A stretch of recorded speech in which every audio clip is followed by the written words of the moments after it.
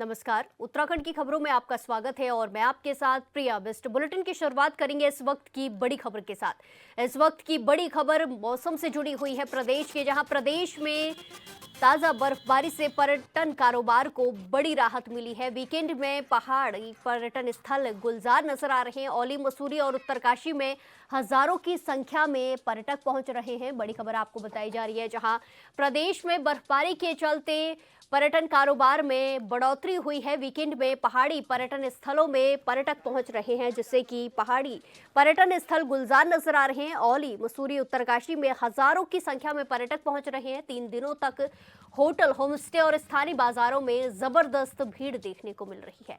बर्फबारी से स्थानीय लोगों के रोजगार, कारोबार को भी फायदा मिल रहा है। पर्यटन व्यवसायियों में बड़ी उम्मीद, सीजन बेहतर रहने की संभावनाएं पर्यटन कारोबारियों में नजर आ रही है। तस्वीरों में भी आप देख सकते हैं, जहां पर्यटन स्थलों में पर्यटकों का जमावड़ा लगा हुआ है। लगातार पर्यटक अपने छुट्टी मनाने के लिए उत्तराखंड पहुंच रहे हैं। औली, मसूरी और उत्तरकाशी में हजारों की संख्या में सैलानी पहुंचे हैं और बर्फबारी का आनंद लेते नजर आ रहे हैं। 3 दिनों तक होटल, होमस्टे और स्थानीय बाजारों में जबरदस्त भीड़ देखने को मिली, जिसके चलते अब आगे भी पर्यटन कारोबारियों को उम्मीद है कि उनका जो कारोबार है वो अच्छा चलेगा।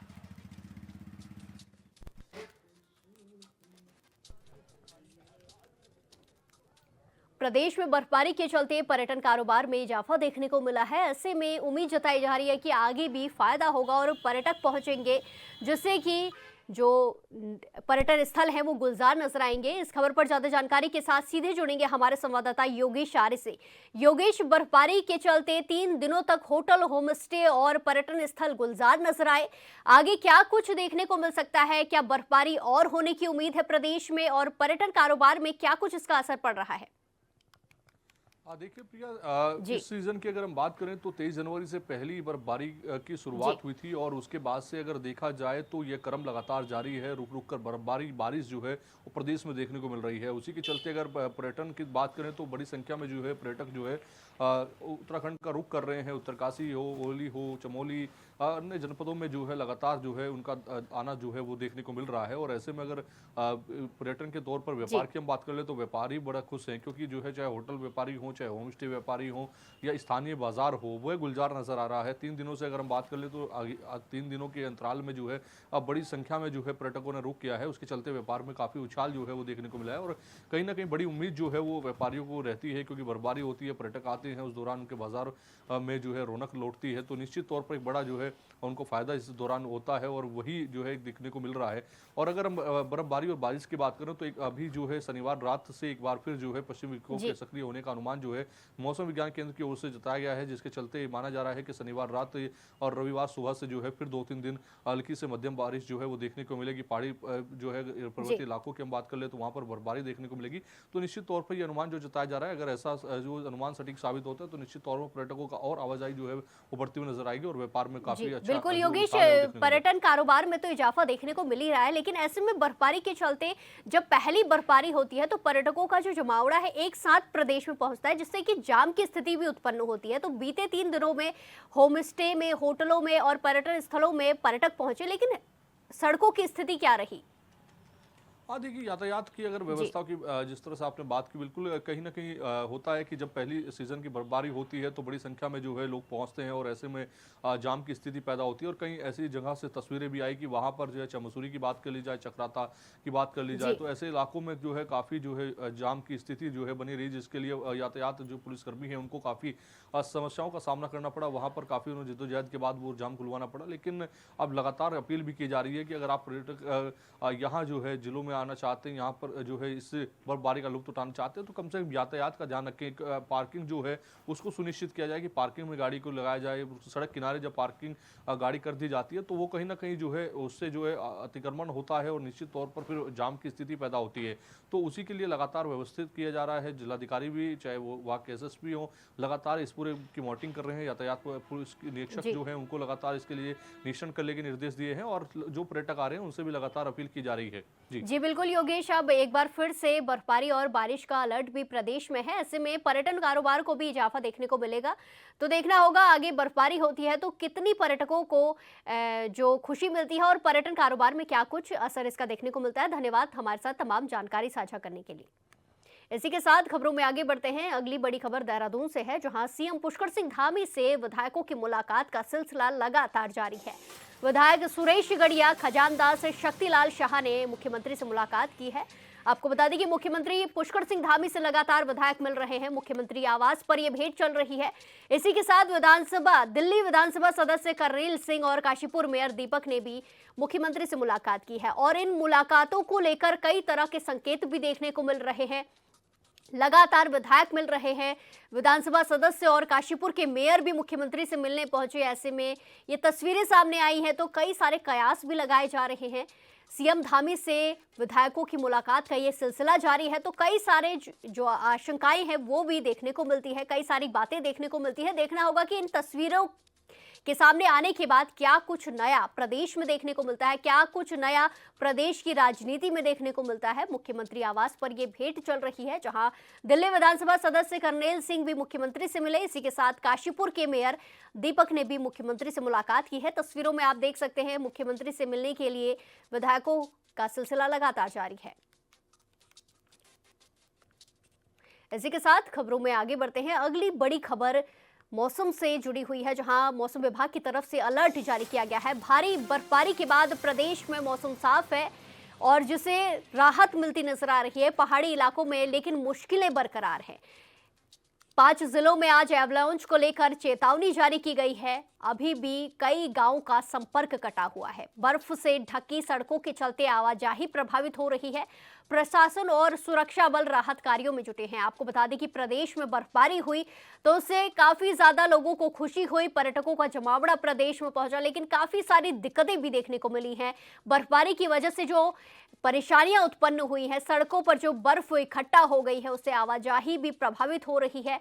ऐसे में कई सारे लोगों को, स्थानीय लोगों को परेशानियां भी हो रही हैं, क्योंकि गांव का जो संपर्क है वो मुख्य मार्ग से, मुख्य इलाके से कटा हुआ है, जहां से रोजमर्रा की चीजें लाई जाती हैं। हरिद्वार और उधम सिंह नगर में कोहरे का येलो अलर्ट भी मौसम विभाग की तरफ से जारी किया है। इसी के साथ ऊपरी इलाकों के लिए एवलांच की चेतावनी भी जारी की है। पहाड़ी इलाकों में मुश्किलें बरकरार हैं। बर्फबारी और बारिश की वजह से कई सारी परेशानियां भी उत्पन्न होती हैं। ऐसे में 5 जिलों में एवलांच का अलर्ट जारी किया गया है। इसी के साथ आपको बता दें कि बर्फबारी से सड़कें भी प्रभावित हो रही हैं।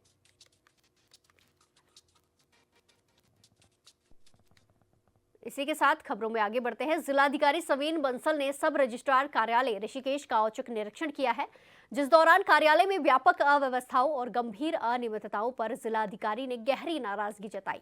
जिलाधिकारी ने पूछा कि आपको संपत्ति मूल्य आकलन का कोई ज्ञान नहीं तो स्टाम्प शुल्क कैसे तय किया जाता है।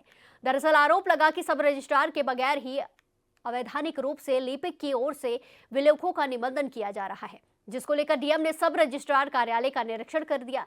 वहीं डीएम के सामने मौके पर मौजूद फरियादियों ने अपनी आपबीती सुनाई। उन्होंने कहा कि कई महीनों लंबित मूल अभिलेख आवेदकों को वापस नहीं किए जा रहे हैं, जबकि वापस करने की सीमा अधिकतम 3 दिन की होती है। इसके अलावा उप निबंधक कार्यालय में घोस्ट कर्मी के पाए जाने पर जिलाधिकारी ने समस्त कर्मियों का विवरण तत्काल तलब किया है। हमारा जो पंजीकरण रजिस्ट्रार कार्यालय हैं वो आम जनमानस से जुड़े हुए बहुत ही महत्वपूर्ण एक कड़ी है, जहाँ पर प्रतिदिन सैकड़ों की संख्या में हमारे ट्रांजैक्शंस होते हैं आवास के लिए या कुछ हमारे कमर्शियल ट्रांजैक्शंस आय अर्जन का मुख्य साधन है हमारी गवर्नमेंट के लिए। और चाहे वो फ्रेश परचेज सेल हो या रीसेल हो, उसमें आय अर्जन से कहीं अधिक ज़्यादा जो एक हमारे आमजन को सुविधा प्रदान करने का मैंडेट है और लक्ष्य है हमारी एडमिनिस्ट्रेशन का, गवर्नमेंट का, उसमें प्राय ये देखा जा रहा है कि जो एक्ट के अकॉर्डिंग, रूल्स के अकॉर्डिंग दिवस निर्धारित हैं कि कितने दिवसों में उनके ओरिजिनल डॉक्यूमेंट्स को हमें लौटा देना है और उसकी एक पूरी प्रक्रिया लेट डाउन है। कितने दिनों में यदि कोई अपनी नकल रजिस्ट्री मांग रहा है तो उसको ऑनलाइन ही निकाल कर दे देनी है। इसी के साथ खबरों में आगे बढ़ते हैं। डोईवाला निवासी होनहार खिलाड़ी वैष्णवी कौशल ने लेह लद्दाख में आयोजित खेलो इंडिया के तहत राष्ट्रीय स्तर की आइस हॉकी प्रतियोगिता में प्रतिभाग कर क्षेत्र का मान बढ़ाया है। वहीं बर्फीले मैदान पर अपने शानदार प्रदर्शन से वैष्णवी ने न केवल अपनी प्रतिभा का लोहा बनवाया बल्कि नगर और उत्तराखंड का नाम भी रोशन कर दिया है। कठिन मौसम और चुनौतीपूर्ण परिस्थितियों के बीच आयोजित इस प्रतियोगिता में देश भर से आई खिलाड़ियों के साथ मुकाबला करते हुए वैष्णवी ने आत्मविश्वास और साहस का परिचय दिया है। वैष्णवी इस उपलब्धि से क्षेत्र में खुशी का माहौल है और खेल प्रेमियों में गर्व की भावना देखने को मिल रही है। वैष्णवी ने बताया कि खेल की प्रेरणा परिवार से ही मिलती है। उसके पिता उत्तराखंड पुलिस में कार्यरत है और खुद वॉलीबॉल के राष्ट्रीय स्तर की खिलाड़ी वो रह चुकी हैं।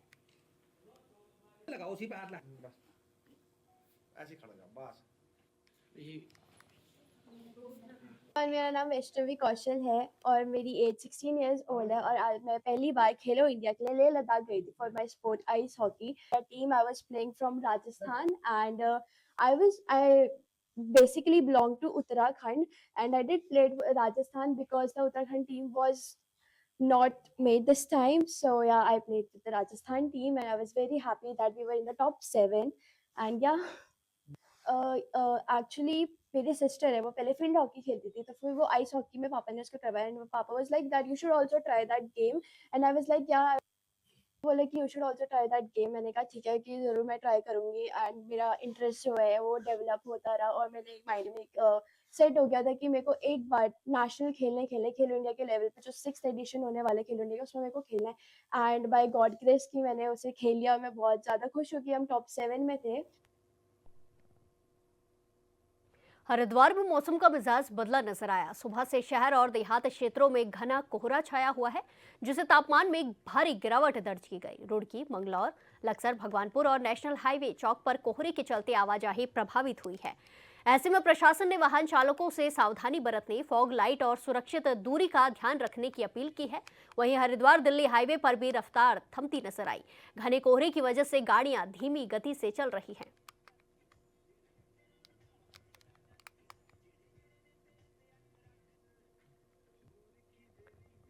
इस खबर पर ज्यादा जानकारी के साथ सीधे जुड़ेंगे हमारे संवाददाता प्रवेश राय से। प्रवेश, घने कोहरे के चलते सड़कों पर आवाजाही में परेशानी हो रही है, क्या कुछ स्थिति देखने को मिल रही है?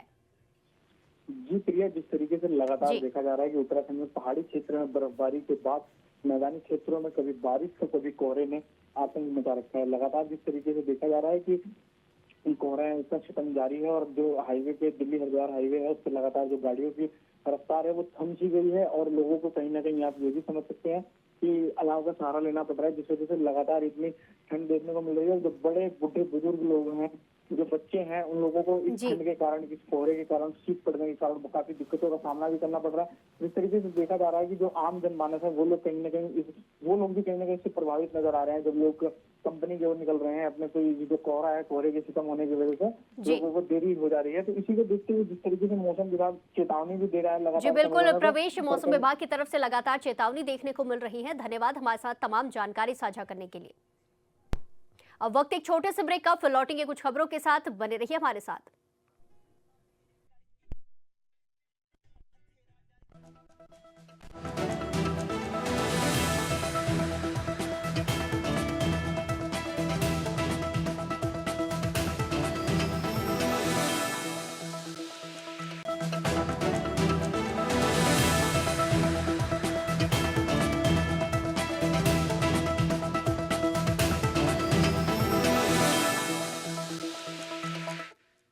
ब्रेक के बाद एक बार फिर से आपका स्वागत है। रुक करेंगे खबरों का। उत्तराखंड में बीजेपी की डबल इंजन वाली सरकार है जिसका दावा है कि तेजी से सरकार विकास कार्यों पर काम कर रही है।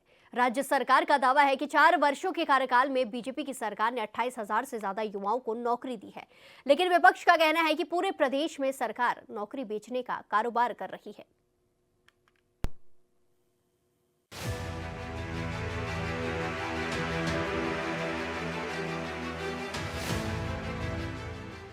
देहरादून में शिक्षा विभाग की तरफ से आयोजित कार्यक्रम में मुख्यमंत्री ने 1100 से भी अधिक सहायक अध्यापकों और उधम सिंह नगर में विशेष शिक्षा के लिए चयनित 18 सहायक अध्यापकों को नियुक्ति पत्र प्रदान किए।